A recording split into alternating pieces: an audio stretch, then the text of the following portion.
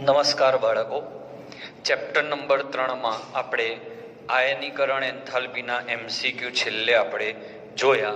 આજે આપણે થિયરીઓ પૂરી કરી દઈએ અને પછી આવતા લેક્ચરમાં નવા MCQ જોઈશું. ટોપિકનું નામ છે ઇલેક્ટ્રોન પ્રાપ્તિ એન્થાલ્પી.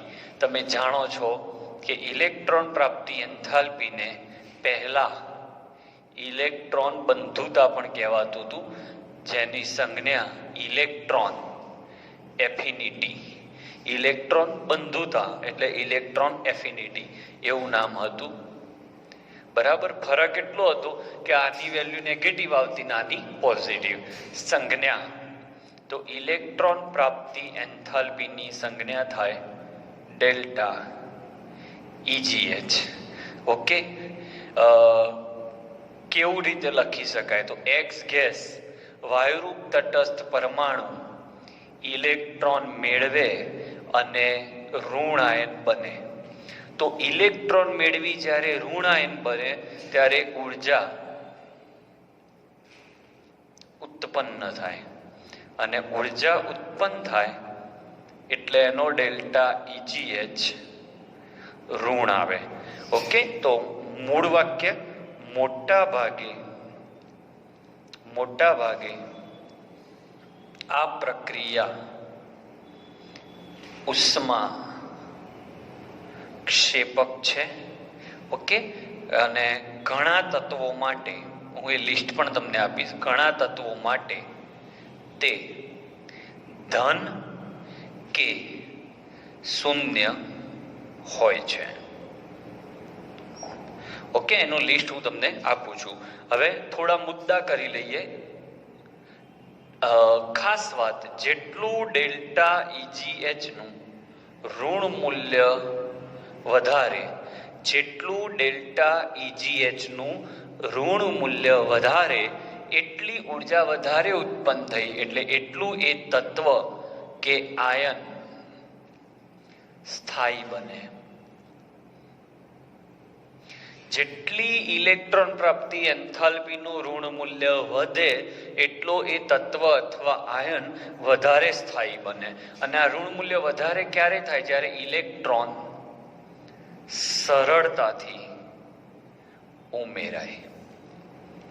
ઓકે, તો જેટલી સરળતાથી ઇલેક્ટ્રોન ઉમેરાય એટલું ઇલેક્ટ્રોન પ્રાપ્તિ એન્થાલ્પીનું ઋણ મૂલ્ય વધે અને એટલું એ તત્વ અથવા આયન સ્થાયી થાય. ઓકે, બીજી વાત, આવર્તનીયતા ઉપર તમે શું કહેશો? આના પછીના બોર્ડ વર્કમાં આપણે જોઈએ છીએ ટોપિક આવર્તનીયતા. તો ડાબેથી જમણે જતા અને ઉપરથી નીચે જતા, ડાબેથી જમણે જતા તમે જાણો છો કે ઇલેક્ટ્રોનને આકર્ષવાની વૃત્તિ વધે, આકર્ષણ ઇલેક્ટ્રોન તરફ વધે, એટલે ડેલ્ટા EGH નું ઋણ મૂલ્ય વધે. ઓકે, જ્યારે ઉપરથી નીચે જતા ઇલેક્ટ્રોન પ્રત્યેનું આકર્ષણ ઘટે, અને ઇલેક્ટ્રોન પ્રત્યેનું આકર્ષણ ઘટે એટલે ડેલ્ટા EGH નું ઋણ મૂલ્ય પણ ઘટે. ઓકે બાળકો, જેટલી સરળતાથી ઇલેક્ટ્રોન મેળવે એનો મતલબ એનું રિડક્શન વધારે થાય, અને જેનું રિડક્શન વધારે થાય એ ઓક્સિડેશન કરતા વધારે કહેવાય. બરાબર, આ બધા પોઈન્ટ પણ આપણે યાદ રાખવાના. જ્યારે ઉપરથી નીચે જાઓ છો એટલે ઋણ મૂલ્ય ઘટે છે, મતલબ કે રિડક્શન ઘટે છે. ઇલેક્ટ્રોન મેળવવા એને રિડક્શન કહેવાય, ઇલેક્ટ્રોન ગુમાવવા એને ઓક્સિડેશન કહેવાય. તો આનો રિડક્શન કરતાનો ગુણ વધે છે. ઓકે, ઊંધું હોય. આમાં સમૂહની અંદર એક બે અપવાદ છે, હું ચર્ચા ધીમે ધીમે કરું છું, પણ નોર્મલી આપણે આ રીતે યાદ રાખવાનું. ઓકે, સ્ક્રીનશોટ લઈ લો, પછી આગળ ચર્ચા કરું છું. હવે ઇલેક્ટ્રોન પ્રાપ્તિ એન્થાલ્પી, ઇલેક્ટ્રોન પ્રાપ્તિ એન્થાલ્પી અને ઇલેક્ટ્રોન બંધુતા વચ્ચેનો સંબંધ, આને કહેવાય છે ડેલ્ટા EGH અને આને કહેવાય છે ઇલેક્ટ્રોન એફિનિટી. તો ડેલ્ટા EGH નું મૂલ્ય ઋણ હોય છે -EA - 5/2 RT. જ્યાં આર નો મતલબ વાયુ અચળાંક થાય છે. એટલે શું હતું બાળકો, જૂના જમાનાની અંદર ઇલેક્ટ્રોન પ્રાપ્તિ એન્થાલ્પીને ઇલેક્ટ્રોન બંધુતા કહેવાતું અને એ મૂલ્ય ધન લેવાતું. પણ પછીથી ઉષ્માગતિશાસ્ત્રમાં ખબર પડી, આપણે ચેપ્ટર ભણીશું, ઉષ્માગતિશાસ્ત્રમાં ખબર પડી મિત્રો કે ઉર્જા ઉત્પન્ન થવી એનું મૂલ્ય તો માઇનસમાં લેવાય, એટલે પછી માઇનસ પોઈન્ટ આવી ગયો. તો ઇલેક્ટ્રોન પ્રાપ્તિ એન્થાલ્પી એ ઈ નું નેગેટિવ મૂલ્ય થાય અને એમાંથી આટલું બાદ થાય. તો આ એક અગત્યનો એમસીક્યુ તમારી સામે. બીજો અગત્યનો એમસીક્યુ જે મોસ્ટ આઈએમપી છે, બહુ જ પૂછાય, ધ્યાનમાં રાખવાના મુદ્દા ચાલુ કર્યા કે સમૂહ 17 ની સામાન્ય ઇલેક્ટ્રોન રચના શું છે બાળકો? NH2NP5.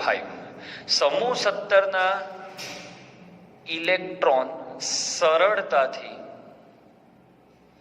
ઉમેરાય આની અંદર, એટલે ડેલ્ટા EGH નું ઋણ મૂલ્ય સૌથી વધુ હોય.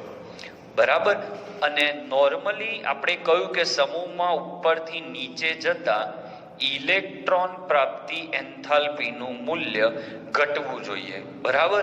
પણ અહીંયા અપવાદ છે અને હંમેશા અપવાદમાંથી જ એમસીક્યુ વધારે પૂછાય છે. Cl ની ઇલેક્ટ હોવું જોઈએ, અહીંયા લખી રાખો બાળકો, હોવું જોઈએ, પણ અપવાદ છે. હું વારે વારે કહું છું, મોટા ભાગે જે પ્રશ્ન આવશે એ અપવાદમાંથી જ આવશે. જેમ કે આયનીકરણ એન્થાલ્પીમાં બેરેલિયમ બોરોન અને નાઇટ્રોજન ઓક્સિજનનો ટોપિક છે અપવાદમાં. એવી જ રીતે આમાં F અને Cl માં આગળ પાછળ થઈ જાય, Cl F Br અને I આ છે. એ રીતે સમૂહ 16 ની વાત કરું તો આના પછી સમૂહ 16 ની અંદર પણ બાળકો અપવાદ છે અને એ છે આમ હોવું જોઈએ, OC હોવું જોઈએ, લખી રાખીએ બાળકો, હોવું જોઈએ. પણ જ્યારે ચેક કર્યું તો આવું નહોતું, આગળ પાછળ થઈ ગયું હતું, એટલે અહીંયા અપવાદ છે. અપવાદ કેમ છે તમે બુકમાં સારી રીતે ભણ્યા છો. ઓકે, આ સાચું છે. તો બે અગત્યના એમસીક્યુ જ્યાંથી તમને તકલીફ પડે તો 1, 2 અને 3 એમસીક્યુ અગત્યના થઈ ગયા.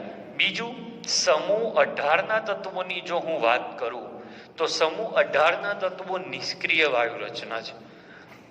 એટલે એની સામાન્ય ઇલેક્ટ્રોન રચના NH2NP6 છે. એટલે આમાં અષ્ટક પૂર્ણ છે. અષ્ટક પૂર્ણ છે. અષ્ટક પૂરું છે એટલે 8 ઇલેક્ટ્રોન પૂરા છે. એટલે આની અંદર ઇલેક્ટ્રોન ઉમેરી શકવાની શક્યતા નથી. બરાબર. તો આવા તત્વો માટે ડેલ્ટા EGH નું ધન મૂલ્ય સૌથી વધારે હોય છે. તો જેને અષ્ટક પૂરું છે એ શું કરવા ઇલેક્ટ્રોન લે, એટલે એ ઇલેક્ટ્રોન કદાચ લે તો એનું EGH નું મૂલ્ય ધન થાય છે. અને એમાં ક્રમ એવો છે કે સૌથી વધારે ધન મૂલ્ય નિયોનનું છે, પછી ક્રિપ્ટોન અને આર્ગોનનું સેમ છે. સૌથી વધારે ધન મૂલ્ય નિયોનનું છે, ક્રિપ્ટોન આર્ગોનનું સેમ. એના પછી ઝેનોન છે, એના પછી રેડોન અને હિલિયમ. એટલે સૌથી વધારે નિષ્ક્રિયતા આની આવે છે. ઓકે, તો 1, 2, 3 અને 4 એમસીક્યુ. સૌથી વધારે તો એક સરસ મુદ્દો પણ લખી દઉં, એમ કે સૌથી વધુ ડેલ્ટા EGH નું ઋણ મૂલ્ય કોનું, તો Cl નું. ઓકે, અને સૌથી વધુ ડેલ્ટા EGH નું ધન મૂલ્ય કોનું, તો નિયોનનું. કોનું આવશે બાળકો? નિયોનનું. ક્લિયર? સ્ક્રીનશોટ લઈ લો. હજી તો આપણે આની અંદર ખાસું ડીપમાં જવાનું છે. હવે બીજા કેટલાક મુદ્દા. ધારો કે કોઈ તત્વ X છે, ઓકે, અને એને અર્ધપૂર્ણ કે પૂર્ણ કક્ષકો નથી, અને જો એ ઇલેક્ટ્રોન મેળવે અને ઋણ આયન બનાવે તો એનો પહેલો ડેલ્ટા EGH નું મૂલ્ય ઋણ હોય.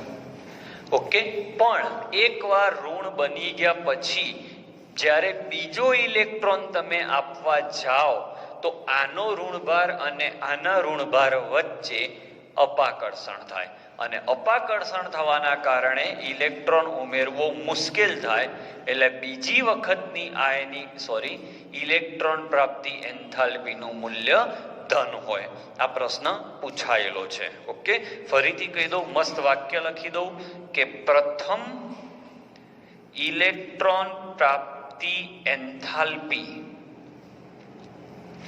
ઋણ હોય. દરેકમાં નહીં, મેં અપવાદ લખ્યા, નિષ્ક્રિય વાયુ ને એમાં ના હોય, પરંતુ ડેલ્ટા EGH બીજી વખત તો હંમેશા ધન જ હોય. કેમ ધન હોય ખબર પડી?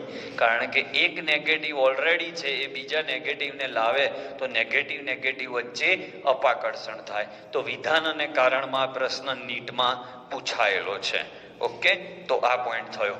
હવે આપણે જોઈએ કે ડેલ્ટા EGH નો આધાર કોના ઉપર? તો સીધી વાત છે, ડેલ્ટા EGH ચલે છે 1 પરમાણુ કદ. જેટલું પરમાણુ કદ નાનું હશે એટલું એ ઇલેક્ટ્રોનને વધારે આકર્ષશે, અને જેટલું વધારે આકર્ષશે એટલું EGH નું ઋણ મૂલ્ય વધશે. એટલે ડેલ્ટા EGH ચલે છે 1 પરમાણુનું કદ.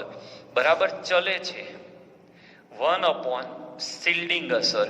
શિલ્ડિંગ અસર એટલે અપાકર્ષણ. બરાબર, એટલે આકર્ષણમાં ઘટાડો કરવો. તો શિલ્ડિંગ અસર જેટલી ઓછી હશે એટલું આકર્ષણ વધારે હશે. સમજો, શિલ્ડિંગ અસર એ આકર્ષણ બળમાં ઘટાડો કરે. તો જેટલી શિલ્ડિંગ અસર ઓછી હશે એટલું આકર્ષણ વધારે હશે, અને જેટલું આકર્ષણ વધારે હશે એટલું EGH નું ઋણ મૂલ્ય વધશે, કારણ કે ઇલેક્ટ્રોન સરળતાથી આકર્ષણ પામતો હોય છે. વળી ડેલ્ટા EGH ચલે છે Z ઇફેક્ટિવ. એટલે જેટલો કેન્દ્રનો અસરકારક ધનભાર વધારે હશે એટલો એ ઇલેક્ટ્રોનને વધારે આકર્ષશે, અને એટલું ડેલ્ટા EGH નું ઋણ મૂલ્ય વધે. તો ડેલ્ટા EGH આ ત્રણ વસ્તુ પર આધાર રાખે છે. હવે ડેલ્ટા EGH થી કઈ કઈ વસ્તુઓ જાણી શકાય એ નવા બોર્ડ વર્કમાં લઉં છું, લઈ લો સ્ક્રીનશોટ. હવે ડેલ્ટા EGH ની મદદથી શું જાણી શકાય? તો જેટલો ડેલ્ટા EGH વધારે હશે, સીધી વાત છે, એનો મતલબ કે એને ઇલેક્ટ્રોન આકર્ષવાની વૃત્તિ છે. જેટલો ડેલ્ટા EGH વધારે હશે એટલું તે ઇલેક્ટ્રોનને વધારે આકર્ષે. ઇલેક્ટ્રોનને જેટલો વધારે આકર્ષે એટલું એનું રિડક્શન વધારે થાય. જેટલું રિડક્શન વધારે થાય એટલું ઓક્સિડેશન કરતા વધે. એટલે જેનું EGH નું ઋણ મૂલ્ય વધારે એનું રિડક્શન વધારે થાય. રિડક્શન એટલે ઇલેક્ટ્રોન મેળવવા, ઓક્સિડેશન એટલે ઇલેક્ટ્રોન ગુમાવવા. જેને આગળના વિડીયો નથી જોયા એના માટે Na માંથી Na+ બનીને ઇલેક્ટ્રોન ઉત્પન્ન થાય, આને ઓક્સિડેશન કહેવાય. અને Cl2 જ્યારે ઇલેક્ટ્રોન મેળવીને Cl- બનાવે તો આને રિડક્શન કહેવાય. ઓકે, તો ઇલેક્ટ્રોન મેળવવા એ રિડક્શન છે, ને ઇલેક્ટ્રોન ગુમાવવા એ ઓક્સિડેશન છે. એટલે આયનીકરણ એન્થાલ્પી ઓક્સિડેશન દર્શાવે છે, અને ઇલેક્ટ્રોન પ્રાપ્તિ એન્થાલ્પી રિડક્શન દર્શાવે છે. તો ડેલ્ટા EGH ની મદદથી તમને આ ખબર પડે. વળી જેટલા એ ઇલેક્ટ્રોન વધારે આકર્ષશે એ બીજા સાથે પ્રક્રિયા વધારે કરશે, એટલે અન્ય સાથે પ્રક્રિયા કરવાની એની ક્ષમતા પણ વધારે હશે. ઇલેક્ટ્રોન આકર્ષવાની ક્ષમતા વધારે છે એટલે ઇલેક્ટ્રોન જલ્દી લે. એટલે સોડિયમ જો ઇલેક્ટ્રોન આપવા જાય તો ઓક્સિજન ઇલેક્ટ્રોન પહેલા લેશે કે Cl? તો Cl, કારણ કે Cl નું EGH નું ઋણ મૂલ્ય વધારે છે. સમજાય છે શું કહું છું? સોડિયમને ઇલેક્ટ્રોન આપવો છે, લો એને ઇલેક્ટ્રોન આપી દીધો, પણ આ ઇલેક્ટ્રોન લે કોણ? સામે બે જણ ઊભા છે. તો જેના EGH નું ઋણ મૂલ્ય વધારે હશે એ મેળવશે. એટલે Cl, એટલે એ Cl ઇલેક્ટ્રોન મેળવીને Cl- બને, અને આ Na+ અને આ Cl- જોડાઈને NaCl બને. તો NaCl બનશે કે Na2O? તો NaCl પહેલા બનશે. એટલે પ્રતિક્રિયાત્મકતાનો આધાર ઇલેક્ટ્રોન આકર્ષવાની ક્ષમતા ઉપર છે. બરાબર, ક્લિયર? તો આટલા પોઈન્ટ છે. હવે આપણે ઇલેક્ટ્રોન પ્રાપ્તિ એન્થાલ્પીના થોડા MCQ જોઈએ, લઈ લો સ્ક્રીનશોટ. કેટલાક MCQ જોઈ લઈએ બાળકો. OSF અને Cl ના ડેલ્ટા EGH ના ઋણ મૂલ્યનો ક્રમ ગોઠવો. તો સીધી વાત છે, આ બે સમૂહ 17 છે અને આ બે સમૂહ 16 છે, એટલે સમૂહ 16 એ સમૂહ 17 કરતા પાછળ. સ્ટેપ 1. હવે F અને Cl માં અપવાદ છે, Cl આગળ F પાછળ. O અને S માં અપવાદ છે, S આગળ અને O પાછળ. બોલો કેવો રહ્યો પ્રશ્ન? કશું ગોખવાની જરૂર જ નથી.